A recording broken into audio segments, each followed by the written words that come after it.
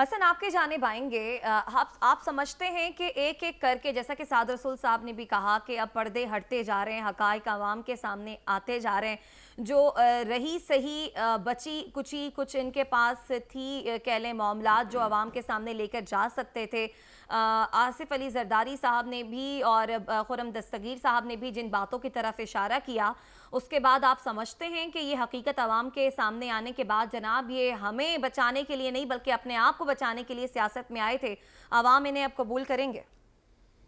देखिए, माजी में भी अगर आप देखें, जब एनारोज हुए हैं, जब बेनज़ीर भुट्टो साहिबा जिस तरह मिलती रही मुज़ाकरात के लिए मुशर्रफ और नवाज शरीफ साहब माजी में, तो ये हमें वो तो हमने किताबों से पता लगा कि वो क्या कहा और कितनी मुलाकातें होती रहीं। ये तो अब दौर तब्दील हो गया। अब तो किताबों से ज़्यादा अब तो हर बंदा या तो ख़ुद बता रहे हैं, या फिर सोशल मीडिया भरा पड़ा है, या फिर ये ख़ुद जो है वो इतना गम और गुस्से में, या तो इंतहा की मोहब्बत और इंतहा की नफ़रत में, अंधी नफ़रत में ये ख़ुद चीज़ें सामने आती चली जा रही हैं। अगर आप इमरान खान साहब के पास जाएँ, उनसे मुलाकात करें, तो वो ख़ुद कोई ना कोई आए रोज़ इंकशाफ कर रहे हैं कि मेरी फ़लाँ मुलाकात हुई, मेरी फ़लाँ से ये बात हुई, ये तय पाया। और ये बात तो दुरुस्त तो है किसी हद तक के इमरान खान साहब 5 साल क्या बल्कि कई साल जो है वो बतौर प्राइम मिनिस्टर रहना चाहते थे, और उनका प्लान भी दिखाई देता था, क्योंकि जो उनकी कैबिनेट का जितने वो हिस्सेदार रहे हैं, जब उनसे मुलाकातें होती थी, जो उनका तर्ज अमल था, तरीक़ाकार था, उससे तो यही अंदाज़ा होता था कि जिस तरह वो कहते हैं कि कुछ 8-10 550 के करीब बंदे जो है वो उनको चढ़ा दो, उनको फड़का दिया जाए, और बाकी आने वाले और फिर कोई नज़दीक ना आए। उनका तो प्लान शायद इस तरह का भी कोई ज़ेरे गौर लाया जा रहा था, इस तरह की भी चीज़ें चलती रही थी।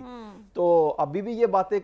ज़ेरे गौर लाई जाती हैं, कहीं ना कहीं से सुनाई देती हैं कि शायद अगर इमरान खान आएगा तो वो 100-150 को जो है वो उनके खिलाफ सख्त महाज खड़ा किया जाएगा, सख्त फैसले लिए जाएंगे। तो मेरे ख्याल में ये अब 13 रुकनी जमात अगर आज ये बात कर रही है, तो इसका मतलब कि वो अपने 1 साला परफॉर्मेंस को, क्योंकि ये चीज़ें तो मंजर यहाँ पर आ चुकी थी,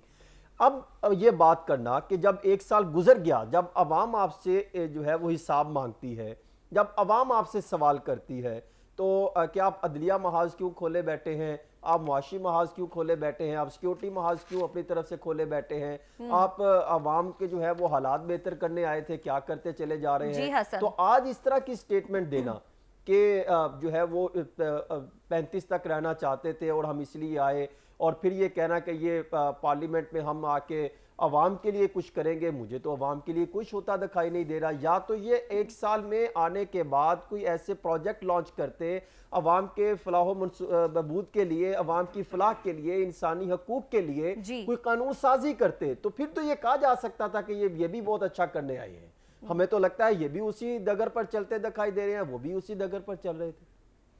ठीक हो गया।